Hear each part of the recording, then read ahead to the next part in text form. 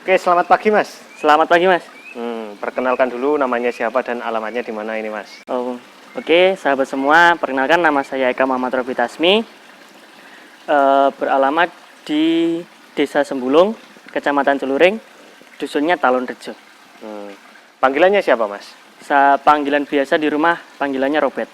Oh, Mas Robert. Nggih. Oke. Ini masih muda sekali. Ini usia berapa kira-kira Mas? Saya tahun ini beranjak ke 23 tahun. 23 tahun. Masih kuliah? Masih kuliah, masih mengerjakan skripsi. Oh ya, kita doakan semoga lancar. Amin. Sampai lulus. Dan Amin. ini usaha budidaya lobster. Ini sudah berapa lama ini Mas? Saya itu budidaya lobster mulai tahun 2020. 2020. 2020 saya mulai beternak lobster itu saya beli bibitan ukuran 3 inci sebanyak 150 ekor. Dan saya membeli bibitan yang lainnya itu berupa udang galah. Udang galahnya itu kalau nggak salah jumlahnya 50 ekor. Sampai sekarang. Sampai sekarang? Sampai sekarang. Oke. Nah dulu kenapa kok bisa tertarik dengan lobster itu, bagaimana ceritanya Mas? Ceritanya itu dulu kan saya mempunyai kolam ini. Iya. Jadi itu saya pernah beternak koi, nila, gurame, dan lele. Itu semuanya menurut saya kurang menguntungkan. Kurang menguntungkan. Jadi saya mencari-cari lagi apa yang menguntungkan untuk kolam yang sebanyak ini. Jadi akhirnya menemukan lobster. Itu saya menemukannya di Facebook pertama kali. Cari-cari bagaimana apa sih lobster itu? Apakah bisa masih diternak di air tawar? Kan selama ini kita beranggapan bahwa lobster itu adanya di laut semua. Ya. Kan kita masih belum familiar dengan kata lobster air tawar ini. Iya. Memang masih baru ya Mas ya. Ibaratnya mungkin ya sebenarnya sudah lama, tapi masih di mata masyarakat sini, apalagi di Banyuwangi kan masih baru. Masih baru. Soalnya ini terkenalnya di daerah Jawa Timur ke arah barat. Di daerah Malang, terus daerah Kediri itu sudah banyak yang ternak seperti ini. Cuma kalau di daerah Banyuwangi itu masih sedikit sekali. Masih sedikit sekali ya. Iya. Oke, langsung kita masuk ke lobsternya ini Mas. Iya. Ini ada berapa kolam ini Mas? Ini sebenarnya ada 18 kolam, cuma yang saya pergunakan untuk pembesaran dan pembibitan itu cuma 1, 2, 9. Cuma 9 kolam. Oke. Nah, untuk budidaya lobster itu sendiri Mas, ini untuk kolamnya, kita bahas kolamnya dulu ya Mas. Ya. Ini adakah spesifikasi khusus Mas untuk budidaya lobster itu sendiri Mas? Untuk budidaya lobster itu sebenarnya nggak ada spesifikasi khusus di dalam kolamnya Mas. Soalnya penggunaan kolamnya itu bisa menggunakan terpal, plastik, ataupun kolam permanen seperti ini. Oh, iya. Satu kolam ini ya, ini ukuran berapa Mas? Untuk kolam ini ukuran 5 kali 2 meter. 5 kali 2 meter. Ini diisi berapa lobster ini Mas? Ini kalau yang ini khusus indukan Mas, yang di depan sampean ini kolam khusus indukan. Ini isinya kalau nggak salah hampir 50 set. 50 set. 50 set, per setnya itu 10 ekor. 6 betina, 4 jantan. 50 set, satu setnya 10 ekor. 10 ekor. Berarti ada hampir 500. 500. Cuma sekarang kan masih ini sebenarnya hewan nokturnal, jadi kalau siang ini pada sembunyi di tempat shelternya masing-masing. Oh, ini ya. Iya. Makanya dikasih shelter namanya. Ini ada yang dari paralon, ada yang dari genteng, ada yang dari esbes. Wajib Mas dikasih shelter seperti ini Mas? Sangat wajib. Soalnya kan ketika siang hari mereka akan bersembunyi. Ketika malam hari mereka baru mencari makan. Oh, seperti itu. Dan untuk model kolam lobster ini Mas, ini beda nggak dengan kolam-kolam ikan-ikan yang lain Mas? Enggak, sangat tidak berbeda Mas. Tidak berbeda ya? Tidak berbeda, sama. Semuanya sama. Cuma yang membedakan itu tadi, ada shelternya di dalam kolamnya. Oh, ada shelternya ini ya? Ya. Oke. Dan untuk airnya sendiri Mas, ini apakah harus pakai aerator Sebetulnya iya Mas. seperti yang di sana itu? Ya, sebetulnya iya. Cuma saya lagi bereksperimen Ya. bagaimana lobster itu agar tidak tergantungan dengan penggunaan mesin aerator ataupun mesin filter yang lainnya. Iya. Saya sudah mencoba kalau nggak salah 4 kolam untuk tidak penggunaan mesin filter. Sudah berhasil Mas? Sudah berhasil, Berhasil ya. berhasil. Berarti tanpa aerator pun ternyata bisa. Bisa. Cuma itu Mas, pengurangan populasi. Pengurangan populasi dari panjang ataupun lebarnya kolam itu tadi. Biasanya kalau tanpa aerator gini ini populasinya dikurangi berapa persen kira-kira? Kalau segini paling enggak itu populasinya dikurangi hampir 25%. Oke. Soalnya apa namanya? Dia membutuhkan oksigen yang lumayan banyak sebetulnya. Jadi penambahan aerator itu untuk menambah oksigen di dalam air juga. Oke. Nah, kita bahas dari kolamnya sekarang ke airnya, Mas. Untuk air yang digunakan ini ada spesifikasi khusus, Mas? Nggak ada sama sekali, Mas. Atau... Ini saya penggunaan apa namanya? Airnya ini air sumur asli, Mas.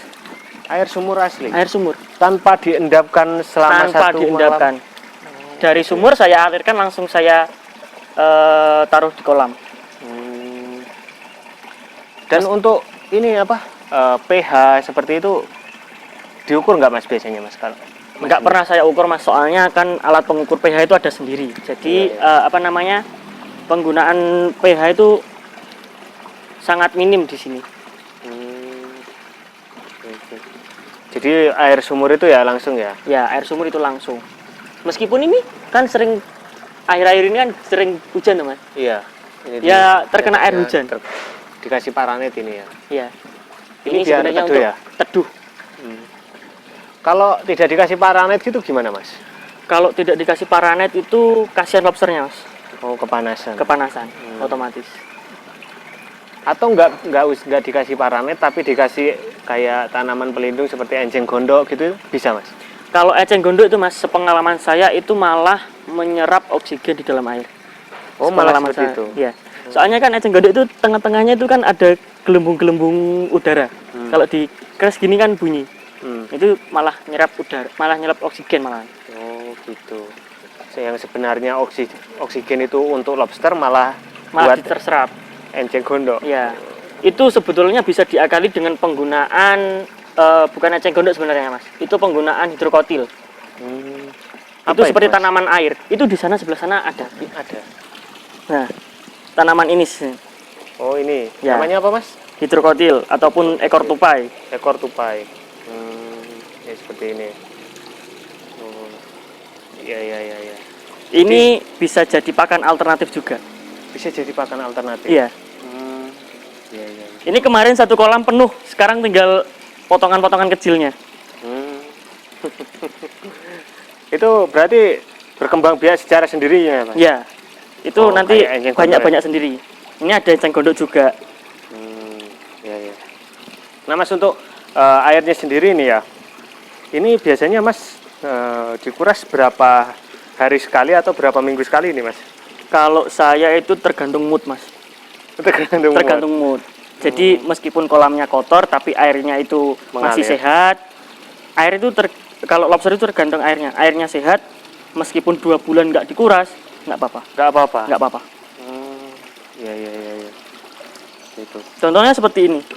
Ini belum saya kuras selama hampir 1 bulan kurang 2 hari mungkin. Nggak apa-apa itu. Nggak apa-apa. Lobsternya masih jalan-jalan, teman-teman.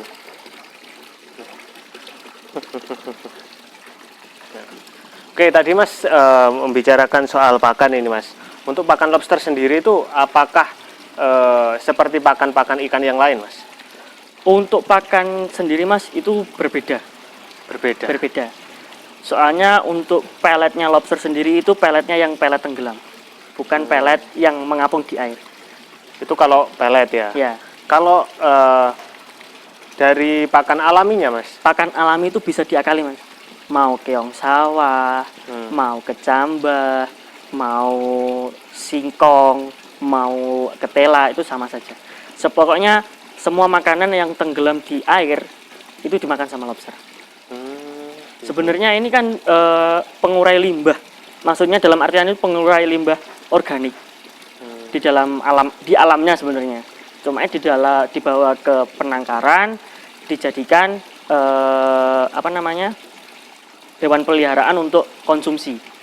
Dagingnya sangat enak sekali nih, Mas. Oh. Sangat enak. Iya, iya. Banyak. Berarti ini sudah pernah jual ini, Mas? Alhamdulillah sering. Beberapa kali. Oh, sering. Sering. Sering jual, teman-teman. Nah, ini berarti udah merasakan untungnya di lobster. Nah, sangat merasakan, Mas. Sangat merasakan. Sangat merasakan. Oke, siap. Nah, biasanya itu lobster itu dipanen di ukuran berapa, Mas? Itu tergantung kepemilikan dari peternak masing-masing, Mas. Kalau Mas sendiri? Kalau saya itu di 3 tahapan, Mas. Mau di bibitan, mau dikonsumsi, atau mau dijadikan indukan. Iya. Jadi semakin banyak produk yang dihasilkan, semakin banyak cuan yang dihasilkan. Wah, oke, berbicara tentang cuan ini kan channel saya juga tentang usaha dan bisnis ya, Mas.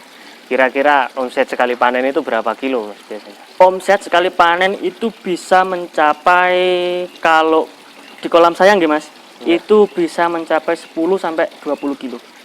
10 sampai 20 kilo. Saya kan juga ada kolam tanah untuk pembesaran. Bukan di sini, Mas? Bukan. Ini sebenarnya kolam kolam pembibitan. Pembibitan di sini. Ya, pembibitan. Untuk pembesaran yang Pembesarannya di di tanah. Nah, untuk pemberian makan sendiri nih, untuk lobsternya ini sehari berapa kali, Mas?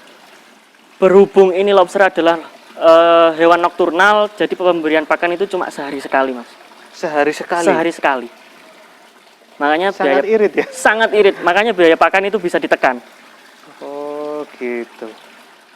Nah, saya dengar lobster ini kalau makan sedikit-sedikit. Berarti untuk pemberian makannya sekali memberi makan itu juga sedikit, Mas? Sedikit, soalnya, Mas, ukuran lobster 5 atau 6 ini tuh ususnya cuma segini. Ususnya cuma segini. Paling enggak itu sepanjang badan dia. Dari tengkuk sampai dari ekor. Oh, cuma itu. Segitu. Ya, soalnya kan pencernaannya lobster, udang, dan yang lainnya itu kan di punggung. Jadi cuma segini. Ketika ususnya itu penuh, otomatis lobster akan berhenti makan.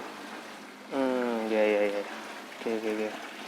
Berarti sangat prospek sekali untuk bisnis budidaya lobster ini ya, Mas ya? Oke, sangat prospek sekali. Apalagi sekarang pembutuhan lobster untuk konsumsi itu sangat banyak, sangat dibutuhkan sekali, Mas.